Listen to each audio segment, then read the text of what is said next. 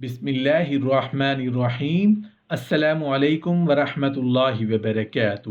موت سے پہلے کیا ہوتا ہے؟ حضرت ابن عباس رضی اللہ عنہ نے روایت کیا ہے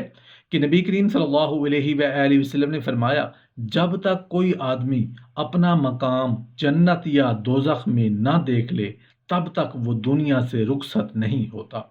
پھر فرمایا، جب آدمی عالم نزا میں ہوتا ہے تو ملائکہ کی دو صفیں کھڑی ہو جاتی ہیں، ان کے چہرے سورج کی طرح روشن ہوتے ہیں، تو وہ مردہ انہیں دیکھتا ہے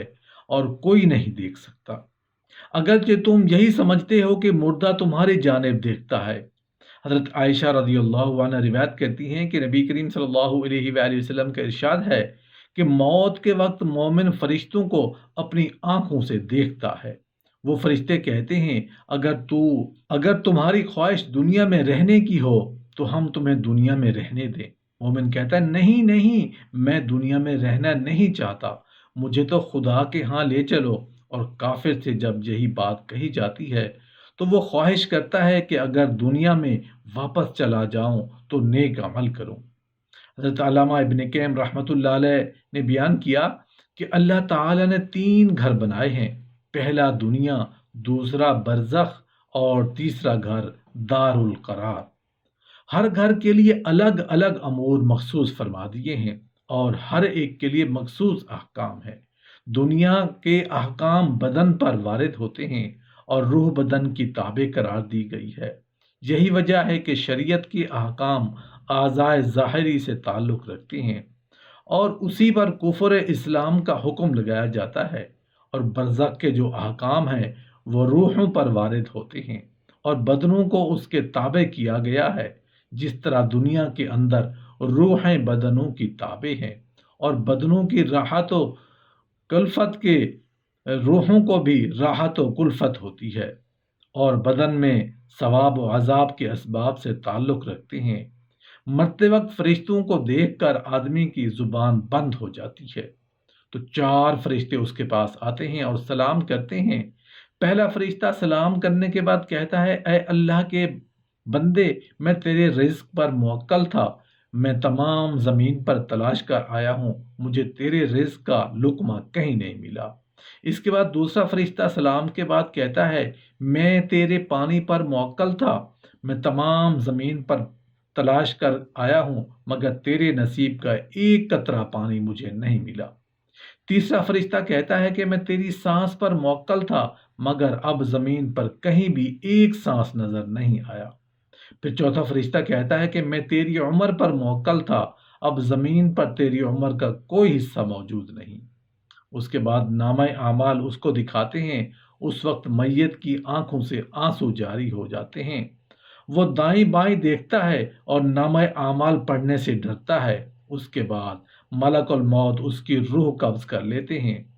حضرت ابو ہریرہ رضی اللہ عنہ سے مروی ہے کہ رسول اللہ صلی اللہ علیہ وآلہ وسلم نے فرمایا، اس شعبان سے اگلے شعبان تک سال بھر میں مرنے والوں کے نام لکھ دیے جاتے ہیں۔ ایک آدمی شادی کرتا ہے، پھر اولاد بھی پیدا ہوتی ہے، لیکن اسے یہ معلوم نہیں کہ اس کا نام بھی اسی سال مرنے والوں میں لکھا جا چکا ہے۔ حضرت عائشہ صدیقہ رضی اللہ عنہ سے روایت ہے کہ رسول مقبول صلی اللہ علیہ وآلہ وسلم ماہ شعبان میں 1-2 دن چھوڑ کر پورے مہینے کے روزے رکھتے تھے۔ میں نے اس کی وجہ دریافت کی تو آپ صلی اللہ علیہ وآلہ وسلم نے فرمایا، اس مہینے میں اللہ تعالیٰ ان تمام لوگوں کا نام لکھ دیتا ہے جو سال بھر میں وفات پائیں گے،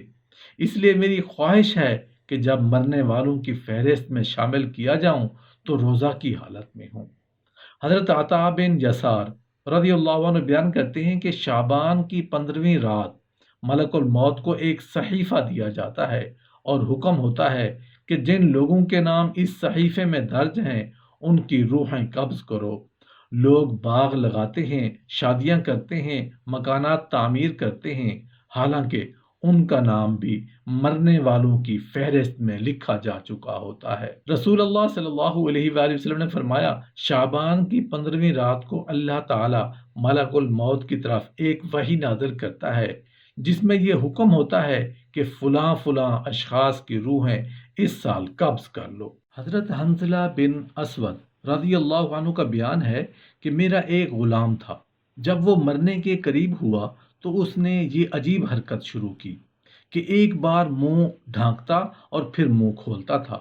میں نے اس کی حرکت کو مجاہد رضی اللہ عنہ سے بیان کیا تو انہوں نے فرمایا کہ مومن جب موت کے قریب ہوتا ہے تو اس کے اچھے اور برے اعمال اس پر پیش ہوتے ہیں، اچھے اعمال کو دیکھتا ہے اور برے اعمال سے نظر بچاتا ہے۔ ایک حدیث قدسی کا مفہوم کچھ اس طرح ہے کہ اللہ تعالیٰ کا ارشاد ہے، جس بندے کو میں دنیا سے اٹھا کر اس پر رحم کا ارادہ کرتا ہوں تو اس کے ساتھ میرا یہ برتاؤ ہوتا ہے کہ اس بندے نے جتنے گناہ دنیا میں کیے ہیں ان کے بدلے میں جسمانی امراض، آل و اولاد کی مصیبت اور رزق و معاش کی تنگی پیدا کرتا ہوں، اور اگر ان دنیاوی بدلوں کے باوجود اس کے کچھ گناہ باقی بھی رہ جاتے ہیں تو وہ اس پر موت کی سختی پیدا کر دیتا ہوں، چنانچہ وہ گناہوں سے ایسا پاک اور صاف ہو کر میرے پاس آتا ہے جیسے پیدائش کے وقت بے گناہ تھا۔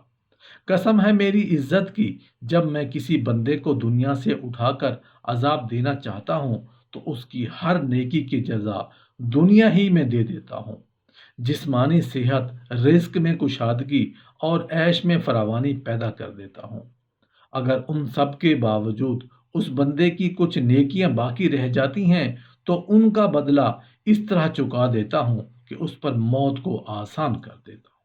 پھر اس حال میں وہ میرے پاس آتا ہے کہ جہنم سے بچنے کے لیے اس کے پاس کوئی نیکی نہیں رہ جاتی۔ اللہ تعالیٰ کا فرمان ہے، حتیٰ کہ جب ان کافروں میں سے کسی کو موت آنے لگتی ہے تو کہتا ہے، اے میرے رب مجھے واپس لوٹا دے تاکہ میں دنیا میں جا کر نیک اعمال کروں جسے میں چھوڑ کر آیا ہوں۔ اللہ تعالیٰ کی طرف سے جواب دیا جاتا ہے، ہرگز نہیں، یہ تو صرف ایک کلمہ ہے جسے وہ کہہ رہا ہے، اور اس کے پس پشت ایک پردہ ہے دوبارہ جی اٹھنے کے دن کا۔ حضرت ابن عباس رضی اللہ عنہ فرماتے ہیں کہ نبی کریم صلی اللہ علیہ وآلہ وسلم نے فرمایا، جب اللہ تعالیٰ نے فرعون کو غرق کیا تو وہ کہنے لگا، میں اس بات پر ایمان رکھتا ہوں کہ اس ہستی کے سوا کوئی معبود حقیقی نہیں جس پر بنی اسرائیل ایمان لائے ہیں۔ جبرائیل علیہ السلام نے کہا، اے محمد اگر آپ وہاں ہوتے تو مجھے دیکھتے کہ میں دریا کی سیاہ بدبودار مٹی لے کر اس کے منہ میں گھسیڑ رہا تھا کہ کہیں اس کی رحمت اسے آغوش میں نہ لے لے۔